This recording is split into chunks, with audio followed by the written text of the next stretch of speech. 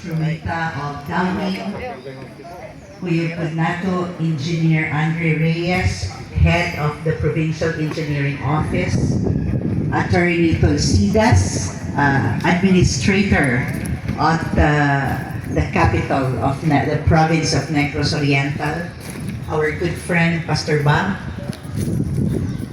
Mayor Jury Wagas, and Councilor Abing. Nisaad ba itong amo pong igagaw nga Vice Governor nga mutong haron? Di ko kabalog na ba? Kami. Vice Mayor Alvin, the Ragay family, Ragay clan, Vice Mayor Joel Remolano of Pamplona, kita po kong Konsihal Arnold, kita kong Ayan, naapod si Vice Mayor Arcide of Tanhay City, Councilor Arlene Tindok of Bakong, kita kong Councilor Arlene, kanatong tanan, basig na ako'y balimtan ha, mga friends from Bayawan, Basay, Santa Catalina, Sambuanguita, Dawin, Bakong, Valencia, Pamplona, nalipay biya po ko nga silang daylita sa Bais, what should nakalimot o hinumdum ni Roel, thank you kaayo. Akong igagaw sila si Bingkol, kita po kus mga tanhayanon, na po rin dapita, mga friends of the late governor, mga barangay captain sa Tanhay City. Si Kapitan Ilyong namo sa poblasyon Pamplona, Kapitan Lalay sa Barangay Fatima, si Kapitan Pud sa Milagrosa, kahibalag pud mi ganiyahan man to sila. Akong usbon to the medical team of the provincial capital headed by our Governor Chaco Sagarbaria. Kanatong tanan nga nagakatapo karon, maingod to. Una, salamat kaayo sa panaghiusa. March 4, 3 years ago today, our lives changed. Wa gud mi gatuo nga it will be the last day that I will be seeing Ruel work. Ruel works on a Saturday. Kuyog ni Ruel kaniadto ang iyang mga department head, apil sa mga biktima, Dr. Lilan Estacion, kauban po nato karon. 9 others died with Ruel. And 3 years ago today, bupasalamat ko sa atong nasudnong gobyerno for the effort to bring home the person who is mastermind of the murder of my late husband. But more than putting them in jail, we are for 3 years now waiting for justice to be served.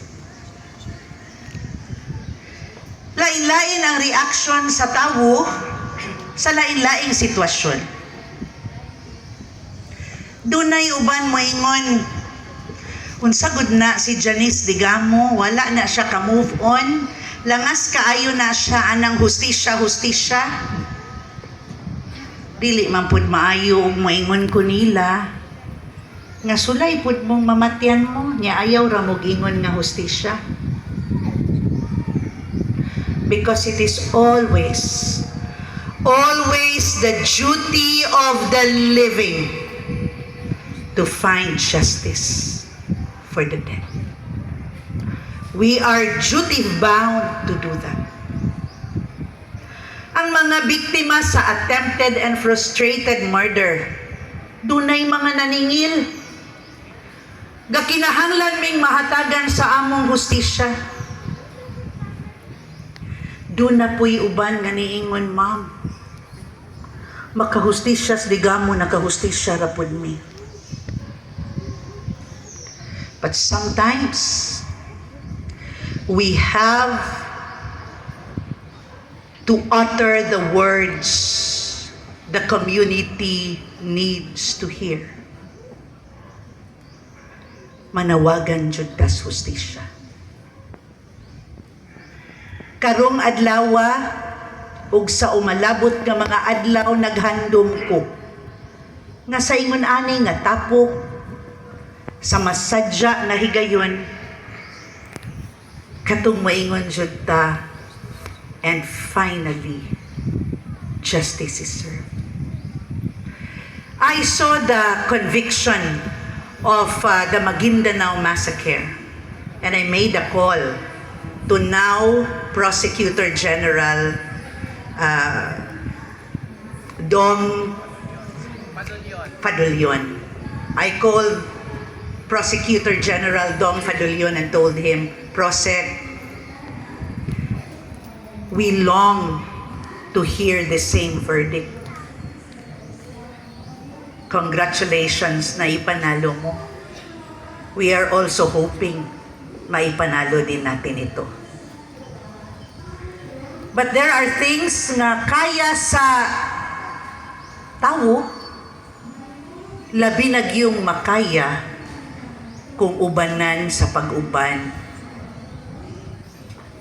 at tugtugas-taas. We are gathered here today. We come from different churches. Na atong kauban nga mga kora paroko sa atong simbahan sa Catholic faith. Giduyugan ta sa atong mga pastors from the United Church of Christ in the Philippines. Sila si Pastor Minda, atong mga pastor friends sa tubangan. Giduyugan ta sa mga naa sa Baptist Church, Presbyterian Church. Ug kita pud mismo sa atong mga kaugalingon. There are quiet times in our lives that we speak to God. Muhangyo gyud gyapon mi hangtod karon. Iapil nato sa atong mga pag-ampo ang hustisya. Iapil nato sa atong mga pag-ampo ang liderato nga dili magdalag kahadlok kanato. Moingon jud ko no, our Governor Chaco Sagarbaria, is a blessing. God gave us a good man for a governor. Naingon ko, si Governor Chaco naka-feel sa mga biktima.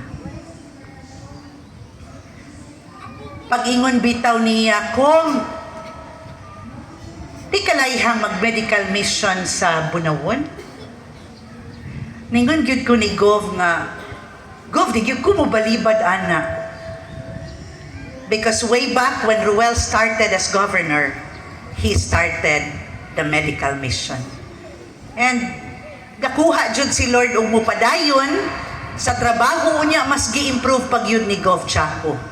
Kay human nato sa medical mission, magbitbit mapuntag bugas. Mao nang very grateful ko to the help extended to the provincial governor kanatong tanan nga mga gipalangga pod ni Ruel. Looking forward to a day when we will join together as a community through a mass, remembering the day na maingon jud ta nakahustisya jud ni. Mao na no maingon gyud ko natong tanan. Careful gyud ta kaayo ta sa mga decision making nga atong himuon in the future. Ningon bitaw sila, layo pa ang pinili ay wa man po'y nangampanya. But I think it is always good to educate our constituency about the choices we make for leadership position. Di kita atong materrorize ta. Insakto na tong nahimong sacrificial victim si Ruel Digang. Daghang moingon nako from Bayawan City, ma'am.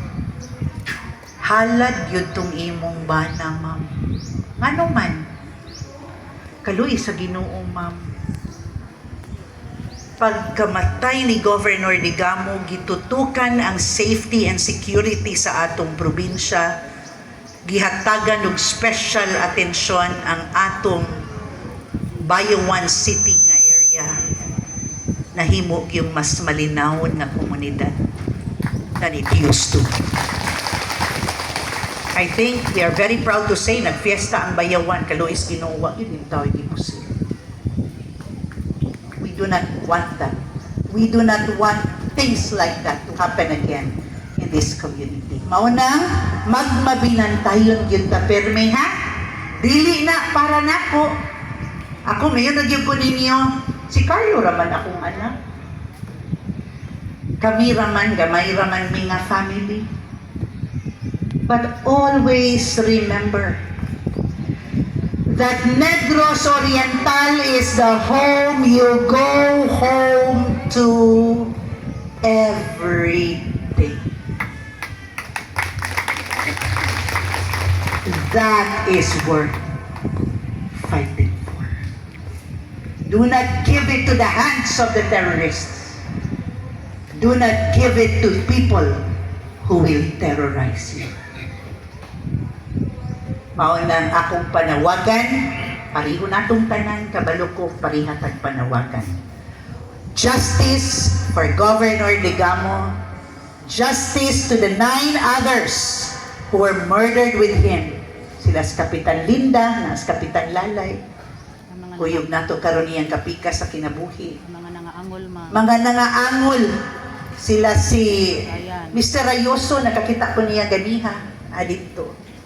Atong kauban nga friend from Sikihor nga disgrasya po, and so many others.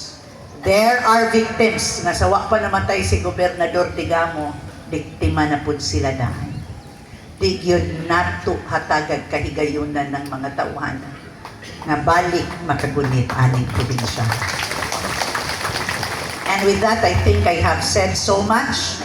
Layhan ra pug ko usa ta mo tapos. I would like to give the microphone first to Mayor Galik and then to Attorney Tulsidas on behalf of Governor Chaco para po sa ilang mga pabulong. Si Mayor Galik is cousin of the late Governor Roel Digamo. No, kato si Congresswoman Janice Ay, ikaw. Bayiga.